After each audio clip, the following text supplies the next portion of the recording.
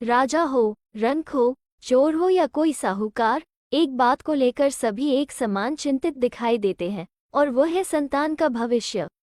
ऐसी ही सोच जगन की थी। जगन एक चोर था। बरसों से वो चोरियां करके ही अपने परिवार का भरण पोषण कर रहा था। अब उसका बेटा बड़ा हो गया था। परिवार का खर्च दिन पर दिन बढ़ता ही जा रहा था। चोरी के धंधे में ऐसा नहीं होता कि रोजाना दांव लग ही जाए। कई बार तो कई कई दिनों तक उसका दांव नहीं लगता था और उसे निराश होकर घर लौटना पड़ता था। कई बार इतना मोटा दांव लगता था कि पूरा घर कई दिनों तक दिवाली मनाता रहता था।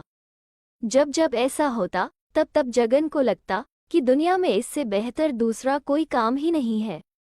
अतः उसने फैसला कर लिया कि वह अपने बेटे को भी अपनी तरह एक सफल चोर बनाएगा। इसी सोच के चलते एक दिन वो अपने बेटे को अपने साथ लेकर चल दिया।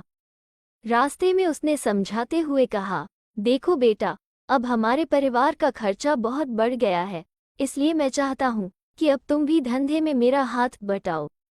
अगर तुमने सही तरीके से मेरे काम को सीख लिया तो हमारी कमाई तो बढ़ेगी ही और घर में खुशहाली भी आएगी।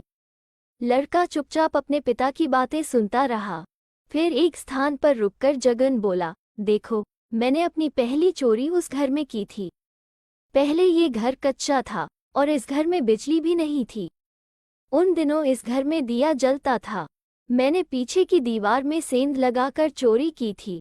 और वो घर देखो, जहां आज एक कार खड़ी है, वहां पहले एक साइकिल होती थी। मकान भी कच्चा था। मैंने इस घर में भी चोरी की थी। बेटा, अब तुमको मेरे काम में हाथ बटाना है। इसके अलावा और भी बहुत सी कॉलोनियां हैं जो आज संपन्न लोगों की बस्तियां हैं। जब ये कॉलोनियां बस रही थी तब मैंने अधिकांश घरों में चोरियां की थी। समय के साथ साथ ये लोग संपन्न हो गए हैं। ये हमारे लिए खुशी की बात है। संपन्न घरों से अच्छा माल मिलता है। जगन बोले जा रहा था और उसका बेटा सुन रहा था। वो गुमसुम सा था। उसके चेहरे के भावों से लग रहा था मानो उसके मन मस्तिष्क में कोई अंधर चल रहा हो। जगन उसे इसी प्रकार कई कॉलोनियों में घुमाकर वापस अपने घर की ओर चल दिया। रास्ते भर वो उसे अपनी सफल चोरियों की दास्तान सुनाता रहा, लेकिन लड़का जैसे वहां था ही नहीं। वो तो किसी अन्य विचारों में उलझा था। घर आकर जगन ने बेटे से कहा, बेटा, अब तुम आराम करो। कल हम काम पर चलेंगे और ईश्वर ने चाहा तो हमारा दांव भी अच्छा लगेगा। अपनी बात कहकर जब जगन जाने लगा तो लड़के ने उसे रोककर कहा, बापू।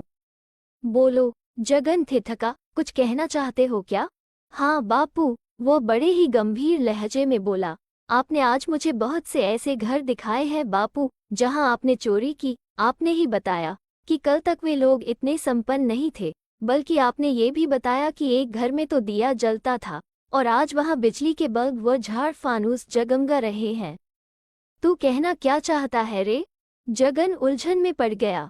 बापू, मैं ये कहना चाहता हूँ कि क्या कभी आपने अपने घर की तरफ देखा? क्या मतलब? अपने घर को तो मैं रोज ही देखता हूँ, मगर आपको इस घर में छाया अंधेरा दिखाई नहीं देता? क्या मतलब? चौंका जगन। तू क्या कहना चाहता है बेटा? मैं ये कहना चाहता हूँ कि इस घर में आज से सालों पहले भी इस दिए की मरी हुई रोशनी होती थी और 20 साल बाद भी इस घर में अंधेरा ही है। जबकि जिन घरों में आपने चोरी की वहां आज दिए के बजाय बिजली के बल्ब व झाड़ फानूस जगमगा रहे हैं। हमारे घर में अंधेरा है। क्यों बापू, हमारे घर में अंधेरा क्यों है? जगन की तो जैसे बुद्धि ही चकरा गई। बेसुध सा खड़ा वो बेटे का चेहरा देखता रहा। बेटा क्या कहना चाहता है, इस बात को वो समझ तो रहा था, लेकिन इस सवाल का उसके पास कोई जवाब नहीं था कि उसके घर में आज भी अंधेरा क्यों है। मैं बताता हूँ बापू कि आपके द्वारा इतने जोखिम उठाने के बाद भी घर अंधेरा क्यों है। आपकी लाई गई दौलत में न तो ईमानदारी की खुशबू थी और न ही मेहनत का रंग, इसलिए हमारे घर में आज भी अंधेरा है। और जिनके घरों में आपने चोरी की उनके घरों में आज बिजली के बल्ब व झाड़ फानूस की चमक दमक इसलिए है क्योंकि वे लोग ईमानदारी और मेहनत की कमाई करते हैं। चोरी होने के बाद भी वे गरीब नहीं हुए, मगर मेहनत व ईमानदारी की कमाई न करने के कारण आप अमीर नहीं हो सके। जिस पैसे को कमाने में इंसान के पसीने की गंध होती है उसी पैसे में बरकत होती है बापू। हराम के अरबों खरबों रुपए भी आदमी को वो सुख चैन नहीं दे सकते जो ईमानदारी की एक पाई पाकर उसे मिलता है। अपने बेटे के मुंह से ऐसी गूढ़ और ज्ञान भरी बातें सुनकर जगन ठगा सा खड़ा था। उसका सिर झुक गया था और जुबान को जैसे लकवा मार गया था।